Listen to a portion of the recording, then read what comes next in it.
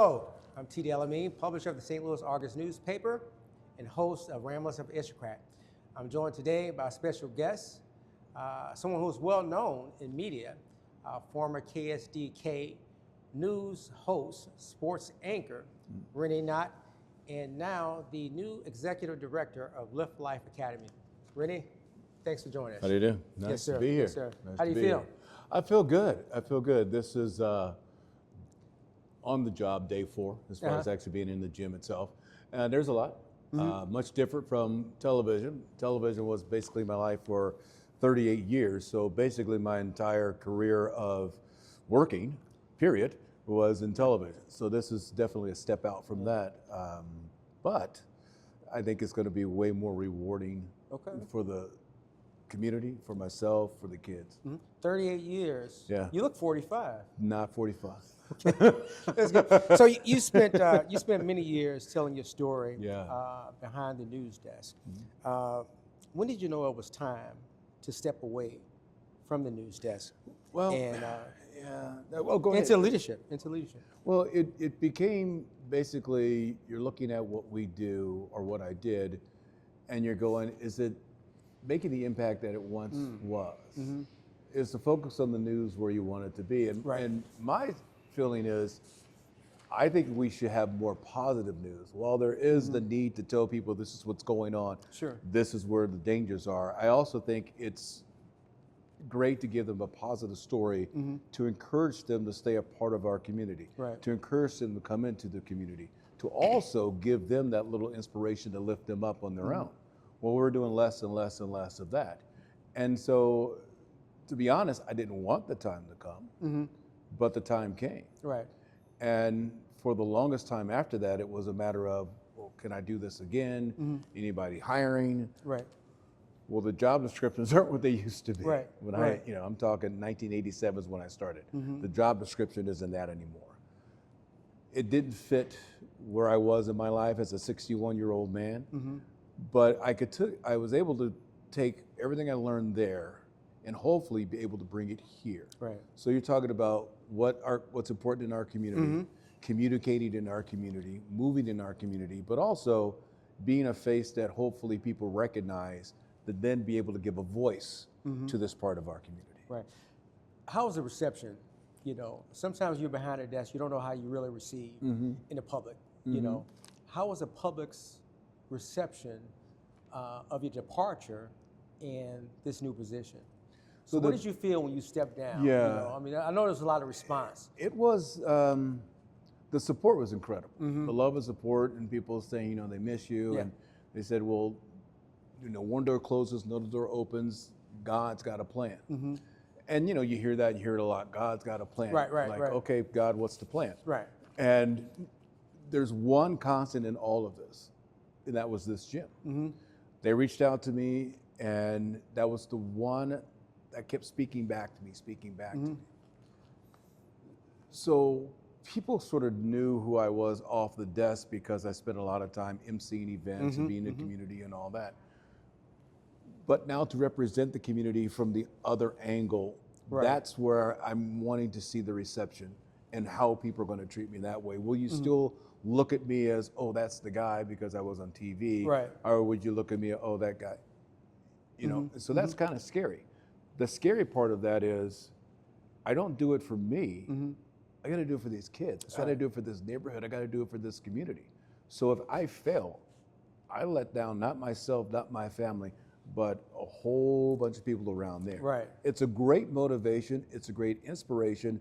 At the same time, nervous, definitely. Now, 38 years in news reporting, you come to a position that is focused on outcomes. How does this transition, how does this position align with who you are as a person?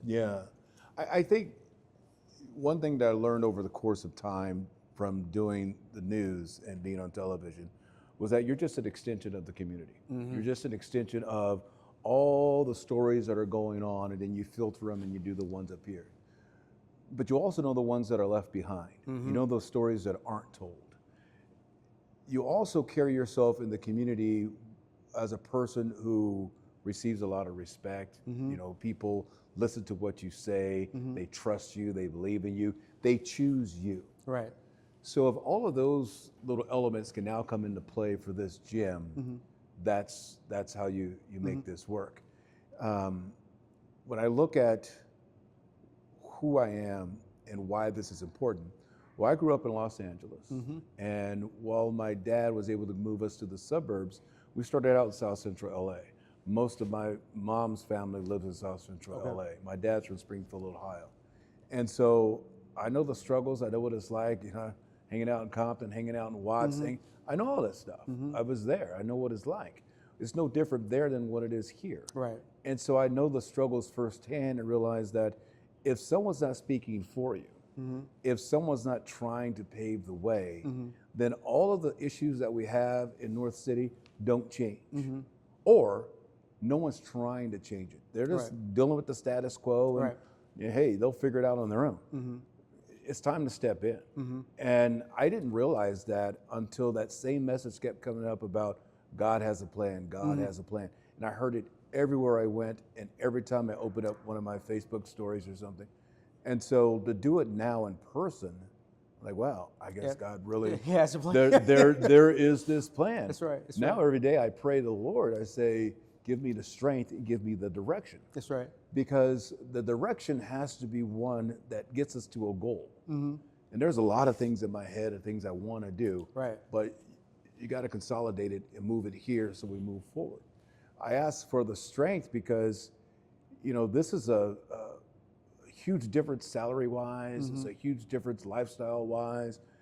I need the strength to keep pushing forward and not give up and say, you know what, I got to get back on the TV or I got to find another job because this is too much of a struggle. There's just too much at stake to let those things filter in. So coming from South Central, and just like with many urban school environments, whether it's Chicago, whether it's Memphis, whether it's KC, whether it's St. Louis, there's obvious obstacles that we share. Talk about some of those obstacles, the ones that are perceived and the ones that are real, and how you plan on dealing with those obstacles. So my obstacles are no different from the ones today. The way you were raised was, you know, let's begin with the police. Respect the police, you know, yes sir, no sir, 2 hands on the wheel, keep, you know, make eye contact and all that. The fears are still the same. When you're in certain parts of town, be sure that you carry yourself in the right way so that you don't look vulnerable. Make sure that, first of all, you're not in the wrong side of town to begin with. You know right from wrong and where to be. So a lot of those stories and those elements don't change. Right. In all of that, I was able to watch my dad. So my dad worked 40 years, I'm pretty sure it was 40 years, for UPS. When I was born, he was a sanitation worker and then felt like he didn't want to be that guy for his family, so he started working at UPS. First loading the trucks, then he went from loading the trucks to driving the trucks. That's from driving the trucks to supervisor, into management. But the entire time, he always went back and drove the trucks when he had to be a part of that. No matter where he was in life, he knew where the roots of it took place. So by just watching my dad, never said anything to me about you need to be this way, you need to be that way as far as being a person. But watching him work hard every day, work extra hours and everything else, put in what needed to be put in to provide for us as a family, give us safe space and all that, that's how I learned to live. So what I believe in is that we're always seen by someone. Your son's watching you. You watching me, you watching your son, me watching, you know, the cycle never ends. So because of that, you need to carry yourself in a certain way. So that when people are watching you and they go, you know what, I want to be more like that, or look at the example that he set. I always felt that being on television, you're always giving some little boy or girl out there the idea that I can do that too. It's like growing up. You always were told you could be president of the United States. We all knew, no, he can't. You want to run? Until Barack Obama became, then we're like, oh, I guess the possibility really is out there. And so when I'm here in the gym, I want the kids, one, to know me, but also know my story and understand that you too can achieve what it is you want to do in life. And you don't have to know what you want to do right now. I didn't know I wanted to do television until my senior year of college. Right. I happened to take a class and thought, oh, this is kind of cool, and just went into it. I wanted to write. Right. That was what I wanted to do. Okay. I really wanted to play football. Right. But the NFL didn't come calling. Right. So we found our path in life. So you don't have to know about it early. You just got to have certain interest. Right. And always be prepared for what's to come down the line. You just never know what door is going to open up. But be ready to walk through that door with the head held high. You mentioned your father, and this wasn't going to be my next question, but I was very close to my father. He retired after 40 years from Ford Motor Company. Okay. Tremendous influence, like your father sounds like. How does your experiences and your upbringing, how will that shape how you lead Lift Life Academy? Everything. Everything. We can only lead through our own experiences. Leadership is not something you learn. People can give you pointers, they can give you ideas and all that. It's not something you learn. It's like Yoda says, you either do or don't. Right. So you either are or you are not. And I'm not trying to say, oh, let's go follow me. But I am trying to say, let's go follow me. Right. You've got to believe that I'm going to take you to where you want to go, where you need to be, where we all need to be. Right. Because once you buy in and are convinced, you're ready to go run through a wall. And I think that's one of the greatest things about playing a sport is that you learn in playing a sport. Right. That when we work together, when we really push, and not just push when the game lights are on, but when no one's around, and you go to work out and all that stuff, it's all the little things that have to take place. So to me, when it comes to the leadership, it's about being your true self, being honest, being enthusiastic, but understanding that there is an ultimate goal to all of this. How do we get there? We keep moving forward. And you don't wait to move forward. As soon as you feel prepared for step one, take step one. Then step two. We don't go from the start line to the finish line. Right, right. We take steps along the way to get there. It's trying to be that person because I know where I want this to go. Right. But I have to realize too that we can't throw it into hyperdrive and get there. So for me, leadership is setting the example, being the example, and really showing up every single day with the same message. Right. Until everybody is on board and just keeps pushing. Yeah, consistency. So you mentioned the true self. In terms of leadership, they say in boxing that styles makes fights. Yes. Right? What's your style? And how do you plan on leading and influencing not only the children that you're tasked to lead, but your staff? What's your style? Not just the staff, but the people you're trying to reach in the community to become a part of this. And I'm talking anywhere from other kids coming in, to mentors coming in, to donors, sponsors, partnerships becoming a part of this. My style is, one, to set the example, to be that I'm out front, let's ready to go. I believe in this. Right. I want you to believe in this. Right. But really it comes down to motivation. It comes down to inspiration. It comes down to firing up people to make them want to do it. Right. Convince you got to be a part of this. There's a million places to be in the world, but here's why you need to be right here. Right. That's how you make a difference. Because I need to convince you to give me everything till the day is done. Right. Then go rest up because we're going to do it again tomorrow. But it's about motivating the people, giving them the reason, making them believe that if I just do a little bit, it's going to make a huge difference. Right. Adding all those little bits up, going to make a huge difference. Okay. You just can't walk in, hand a piece of paper, here's what we do, jump on board. Come see what we do. Right. Come be a part of what we do. Right. And then once you're in that deep, so to speak, what else can you give me? Right. And you know what? Kids can see, I always felt like this going into the classroom, they can see if you believe in them or not. And sometimes their belief in themselves is based off of what you see. And it's like this innate excellence that sits in every child. And do you really believe it's there? Because if you don't believe it's there, you can't pull out something that you don't think is there. No. Kids can see through everything. Yeah. Okay, kids see through everything. So today is my 4th day in the gym. Okay. So the first 3 days, a lot of observing, seeing what's going on and getting an idea of what we do, why we do, where we do, how we do. And then I try to connect with the kids. And I haven't had to try to connect with kids. My kids are 30 and 35. Okay. So it's been a long time, so I had to have conversations and relate. And my music choices, whoo, wait, there's no Right. cultural connection in that way. Yes, sir. But what I am is a black man. Okay. That's right. What I am is a familiar face in the sense that I look just like you. Right. I look like anybody else that you're going to come in contact in your own neighborhood. Right. So I'm going to sit down with you. I'm going to make eye contact. I want to talk with you. Right. And there's been some kids here where, I'm watching them and I'm going, I really want to reach that person because I see something there. But how do you bring it out? Right. So you spend a moment. You let them feel like they are the world right now. You've got my full attention.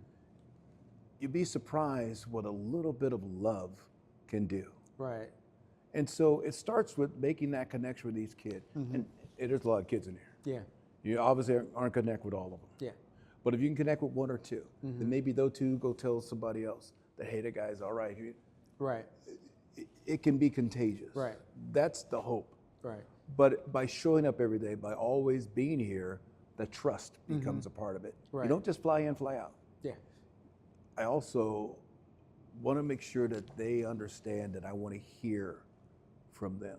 I want them to tell me whether or not the gym is doing what they came in here to do.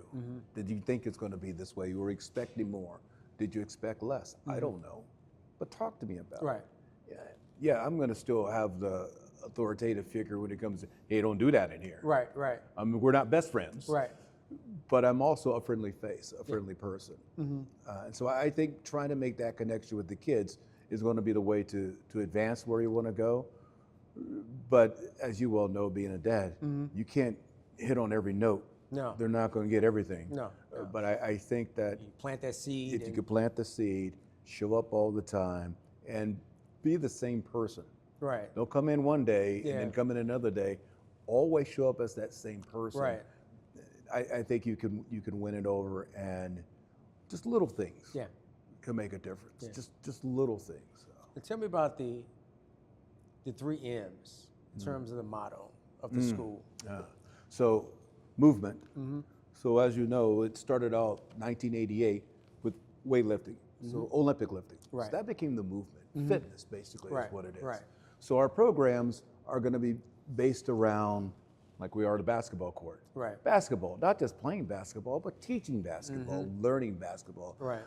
Through that, we learn respect for ourselves, respect for others, because there's fouls and all this. Right. Don't lose your cool. Play the game. Right. Figure it out. Right. Weightlifting, the same thing. 200 pounds is 200 pounds. Right. If you're mad, happy, sad, whatever, it's still the same. Figure out how to lift it up. Right. Push, dig deep, things like that. When it comes to mentoring, it's not just mentoring by having someone like yourself come in and talk to the kids. Right. It's mentoring every day, because you're going to have that conversation with a child. Right. Ask them, what's going on? How can I help you? Do you need help? Here's how it worked for me. And then bring in people from the community who look like them, who are where they want to be. And let them tell their secrets and how they did it, and why Right. they pushed as hard as they did, or maybe it came natural. And I'm not saying that everybody comes in here has to be CEO. Right. Everyday people, because these kids are everyday people, and it's okay to be the teacher, the mailman, the sanitation worker, whatever. Just have a job, be a responsible person. Right. That's all we're asking is that, take care of your family, take care of your community. It doesn't matter what level you go up to. And then meals, we have a chef, comes in every night, prepares, I don't know if you want to call it a dinner, but like say a dinner for the kids. Wow. And so we make sure when they leave here, they have at least had one meal that day. Because without something here, ain't nothing's going to work up can't here. reach that. And we know that the muscles aren't going to function either. Right. So to make sure that they leave, that might be their only meal of the day for all we know. Make sure they leave knowing that there's nourishment here for the mind, the body, and the soul. So those are the 3 factors. And then it takes on different shapes depending on the day, depending on the time and what's happening. But we want to get kids in motion by fitness. We want to make sure that there are people out there with voices that are listening to them and that they are listening to as well. And then feed them so they've got something in their belly and they're not just running on fumes. Yeah. And the other part of that is the time of the day that the gym is open for the kids. So it's right after school till 6 o'clock. which, if you look at the DOJ, Department of Justice, those are the most dangerous hours Right. for minors. Usually it's right after school, because what happens right after school? Oh, you getting with your friends? You're going out? You're doing Not that, but yeah. at lunchtime, I'm gonna get you after school. Yeah, that's right. I'll That's see right. you on the playground after That's school. what it's all happening. Well, instead of that happening, you're on the bus coming over here. Right. This is all free. Yeah. Not only is it all free, when the bus drops you off, we have vans that take you home. Not to the neighborhood, but to your house. Right. So we make sure that coming here, going home is safe. We just pray that we see you tomorrow. Yeah.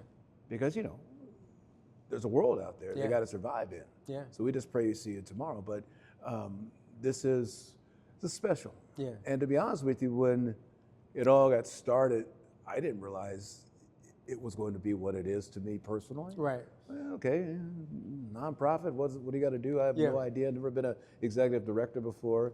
Oh, it's like a gym. Okay, all right. I knew about the gym, but I didn't realize the motion and everything else that goes along with it. And then you start to think about how you're going to present that to you. And this is what motivates me. This is how I feel about it. You got to be a part of it. Man, you're shaping the future. Yeah. You really are. It's scary. Yeah, it's It is scary, scary. but it's so rewarding. And I wish that the teachers and administrators will get the financial reward that some of the athletes get, because you're operating, even as a doctor, you're operating on the minds and the spirits and the souls of these young men and young women. So it's definitely a task. Yeah. Talk to me about 5 years from now. What do you want a student to say that has come through this gym, come through your program? What do you want them to say about the school? I want the kid to say, not so much about me, but about this gym. If it's about me, I want them to say he cared and he was there. But when it comes back to look at this gym, I want them to say 5 years from now, if not for this place, where would I be? Right. Because of this place, I am this, I am that. I believe in myself, I believe in my community. Right. Because of this oasis, this safe haven, I'm still here. Right. That's what I want. And that's difficult because, let's be honest, we're in a side of town where survival is number one. Number one. Yeah. And so when I say, kid leaves, hopefully the kid comes back tomorrow, that's real. That's real. That's a win. It's a huge win.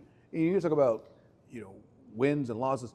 The fact that the same kid was here all week, that's a huge win. Right, right. Because one, that means they wanted to be here. And two, it meant that kid was safe. And we're moving in the direction that we believe we're going to be moving in. So I want a kid to say that without this, I don't know where my life would be, but because of this, look at the success I have in life. And it may not be, like I said, the CEO, but just that you have a good life. Right. Good person, good foundation. Kind of want to shift gears, but before I do that, we talk a lot about the metrics. That's important because they're going to know, we're here, and how have you moved it? Yeah.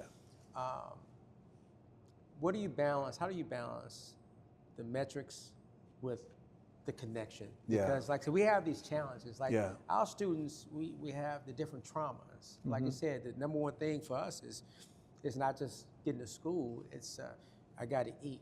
I'm dealing with certain traumas. You're dealing with maybe one parent, maybe two parents, maybe no parents. Right, right. Big brother's the guardian, the sister's the guardian, with the aunt, the uncle, we don't know. Right. How do you balance that with being sensitive to that and holding a student accountable? Because in the real world, they don't care about your circumstances. Okay. In the real world, they don't care if you got mom, dad, uncle. Right. That's You right. could have been on your own like Tarzan from a baby all the way through. Right. They don't care. Well, know what you're gonna do for me right now.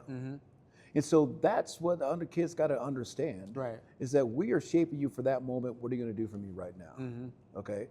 You can't be babied. You can't be coddled. We can't be, oh, poor pitiful you. Yes, we can to an extent. Right. Because you have to be empathetic and you've got to be able to walk in their shoes and everything else. But at the same time, your number one job is to make that kid stronger tomorrow than what he is today. Every time they come in here, there's got to be a belief that I could take a step forward. So when it comes to the metrics, it's got to be so many kids graduate from high school, so many kids get up to college, so many kids start careers. That's got to be, because the end all has to be the history. In other words, the alumni coming back and saying, because of you, because of this gym, I am where I am. That's the true metrics. Right. We can sit there and go, well, metrics, raise so much money, that much money. Okay, great. Right.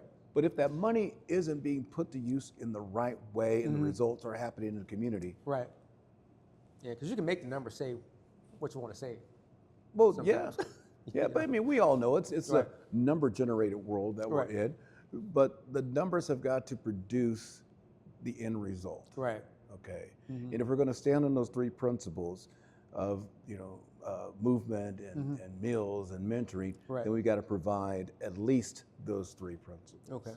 I think this gym goes beyond that because of transportation and things like that, but we have to do that at least. Right.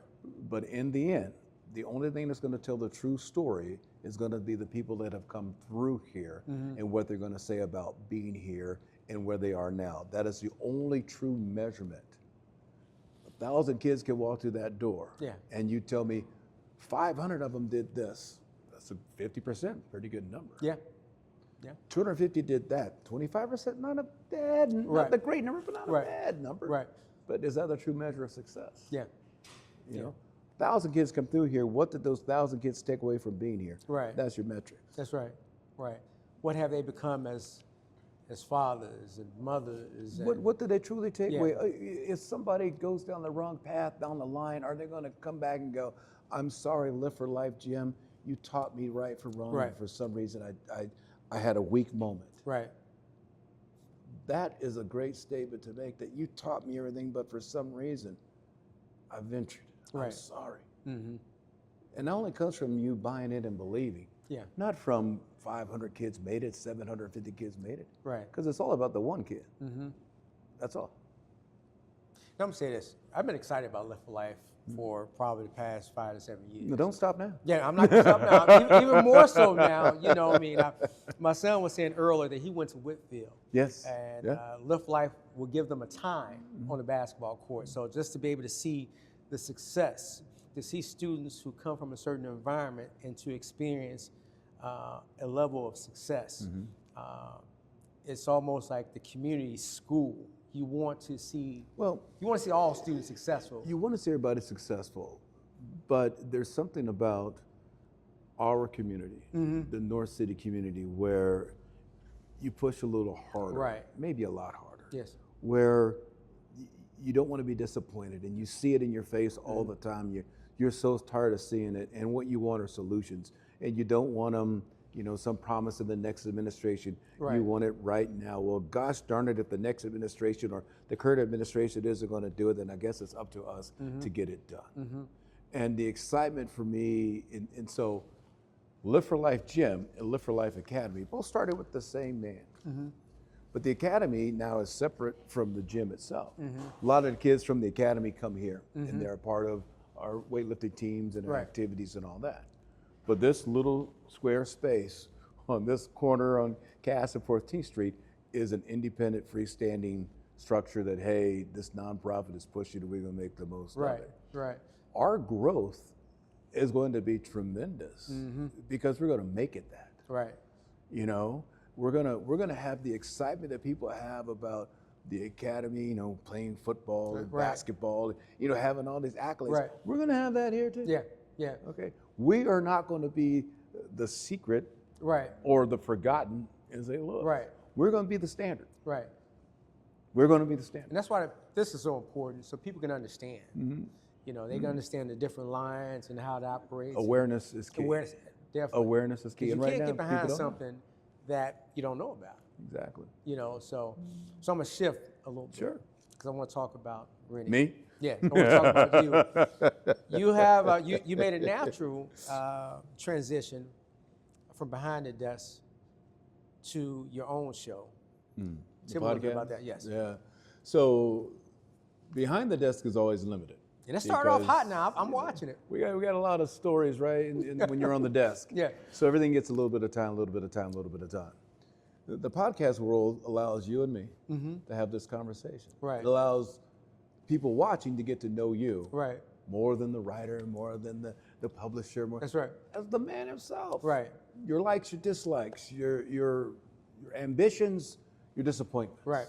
We have this open, honest, regular conversation like two guys in a bar. Next thing you know, everybody's listening to this conversation. Like, what are they talking about? Right. That's where I wanted to be. I want people to walk away going, I did not know that about Tashara Jones. Yeah.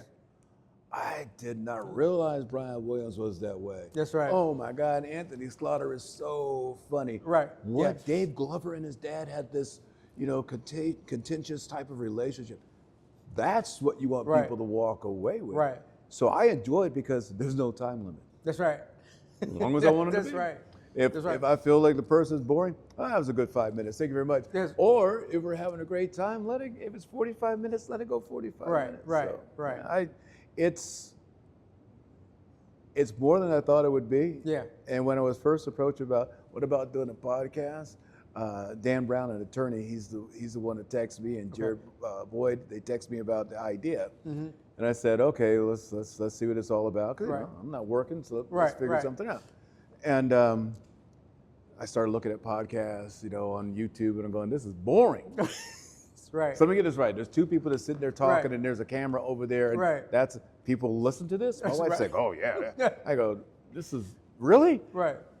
So then you start doing it, and the way we shoot it with the depth to the look, it's more of a show look than it is a podcast look, right?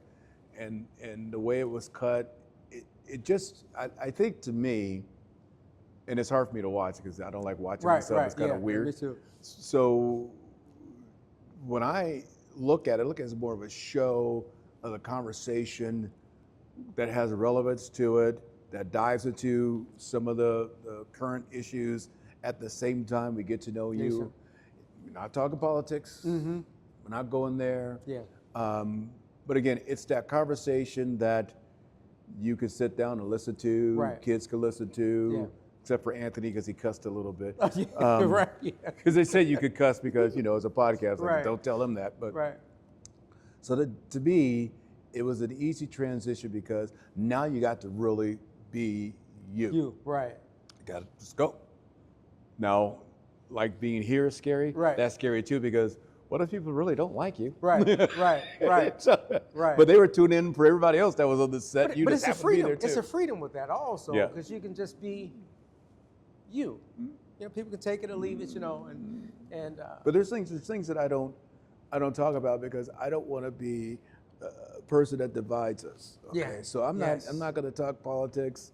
I'm not going to talk about why did you do this, why did you do that. Now, in the course of a conversation, if it comes up. Yes. So like I asked Tashara Jones, I asked Brian Williams certain things.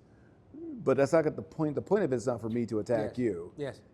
It's the point of me helping people know you and understand you. That's right. And then help you inspire someone out there to do something. Yeah. That's what I'm trying to do. Yeah, and that's so important because we have so much of that. We have so much, especially now, so much division. Mm-hmm.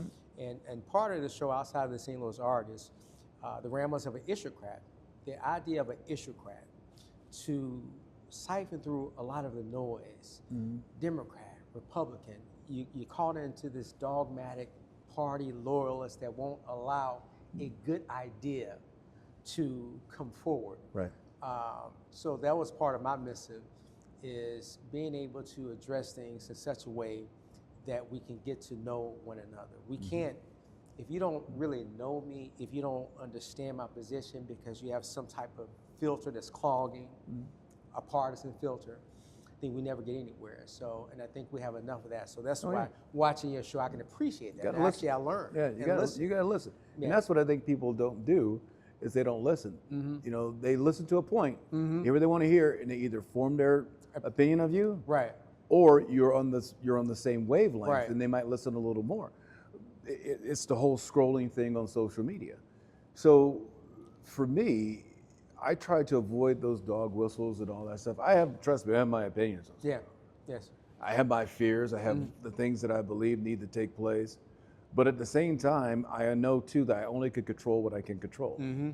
So if I get all bent out of shape about something happening somewhere else, well, that's not good for my health, not good for anybody around me, not good for my family. So the best thing to do is control what I can control. Be aware. Right. But control what you can control. That's all you can do. Okay. What's next for you? We're talking about the school, how students will come after 5 years, what they would say. What's next? I mean, I know we have, this is the 4th day, then tomorrow's the 5th day, and the 6th day, so we don't want to move too far ahead. But what is it that... So, but I make it to the 6th or 7th. Yeah. God willing. Yeah. What is it that you see for yourself, the next step? So I'm 61. So, What do you say, not too many steps? Retirement is knock, knock, knock. Right. So to get to the point to retire and do the life that my wife and I would like to have. Okay. And, you know, that's a different life because she has one idea, I have another idea. My idea is, you know, I would love to downsize to an RV and just travel the country, get, you know, maybe take an odd job here, odd job there, maybe live in some place for a couple of weeks and on to the next one. But I just want to experience total freedom without having to wake up at a certain time, answer any questions from anybody, just sort of be you. That's freedom to me. Right. My wife, more along the line of staying where we are, and I love St. Louis, so yeah, staying where we are, keeping our house, you know, kids coming back to the house for holidays and vacations and things like that. I'm not a world traveler. Right. I mean, my wife was able to come with me to Paris in 24 for the Olympics, so she came for the first week, and that was incredible. She never had a passport before. She gets a passport, she comes. I'm not that, I don't want to do all those things. Right. I just want to be able to exhale and be okay. You know, I guess I have learned over the course of time that a simple life is a good life. Oh, yeah. There was a time in my life when I felt that I had to have certain things. Yeah. Had to have the Mercedes, had to have the this, had to have the that. And then I realized all that was for somebody else to look at me. Sure, sure. It wasn't about me saying, this is the best thing for me. Because in reality, a car is just to get me from point A to point B. Right, that's right. You know, we bought a whole set of Louis Vuitton luggage. We don't go anywhere. Right. I got a whole set of Louis Vuitton luggage. Right. Well, we used to travel a little bit here and there, but you only got that luggage because when it came off the carousel, people go, oh, who's that? What does he do? Right. That's all that was. Yeah. You know, and in retrospect, I would have probably said, just get one of those little rolly things and Right. put a ribbon on it so people don't, oh, I got the one with the green ribbon. They know what it is. But those are lessons that you don't understand until you get older. And then you look back and you realize, you know what? If I hadn't done that, Right. like if I hadn't done some of the stuff I did as far as spending money, maybe I'm retired right now. Right. Right. But what happened happened, so you can't go backwards. Yeah. Now it's about moving forward and fixing it. But when it comes to the next step would be retirement. When that is, hopefully not for some time to come. Right. Like years. Yeah. I really hope that at least over the next, till I'm 67, like full retirement age, at least over the next, actually be 5 years, I'll be 62 shortly, make a difference here. Right. And leave a legacy here. And leave a name in North St. Louis that people go, yeah, that guy was here, he helped us, he did some good things. He brought us together. He made people in places that didn't care. Yeah. That's what I hope is the legacy that you leave behind. But the next step is doing nothing. Right, right. And that's the thing, you know, working for freedom, working for peace. You hear a lot of times people talk about getting the bag, getting the bag. You know, it's just this constant chase, you know, but what's really the bag? It's just peace. Yeah. When it comes down to it, it's just having that peace. And you know, you're never, when you have it all, in other words, you get the house, the car, you're not really at peace. Right. Because you don't ever have it all. Right. You're always paying for it. Right, right. Be it gas for the car, insurance, property taxes, you're always paying for it. That's so right. you're never like on the easy street. You're always paying for it. So what really is happiness? That's right. Place to live, that's warm, family that loves you, friends, you know, a nice, respectable position that you like going to each day, a vehicle to get you from point A to point B. Right. Simple life. Simple. I have 2 Basset Hounds, and those dogs are what the world should be. Yeah. They don't care what happened that day. Yeah. They don't care that they just saw you 5 minutes ago. Right. Every time that door opens, they're all over you like, right. oh, this is the greatest thing. I want that type of feeling for the world, that everything is the greatest thing when you see it, but it's true. And, you know, pipe dreams to Yeah. feel that way. Yeah. But why not feel that way? Right, right.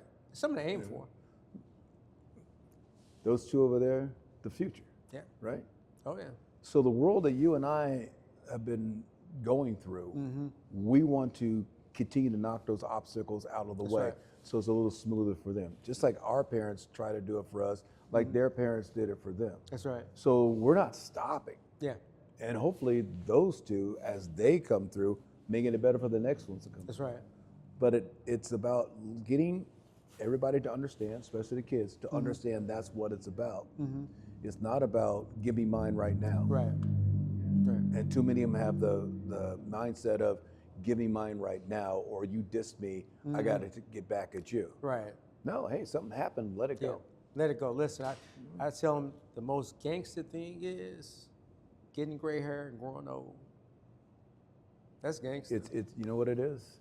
It's a blessing. That's a blessing. Because as a black man, to get to this point in life, Oh, yeah. don't happen for everybody. No, it doesn't. And it really happens for more of a minority of us Yeah. than a majority of us. Yeah. So Yeah. So, and that's why, I'm here, appreciating what you've done in terms of being a part of St. Louis. St. Louis has had the opportunity to be a part of you, to experience you for what, 2 decades? 22 years. 22 years. Yeah. And now to be able to see you and root for you and having an impact in our community in a very real way. Not that news wasn't real, Yeah. because you're reporting news, Yeah. but to have an impact on the lives of our young men. And It's young women. hands-on now. Oh, yeah, we Hands-on. appreciate that. So I want to thank you all. This is T.D. Alameen, St. Louis Argus newspaper, and host of Ramblings of an Issuecrat with Mr. Rene Knott, Thank you. new executive Appreciate director of Lift Life Academy. Thank you. All right. Thank you.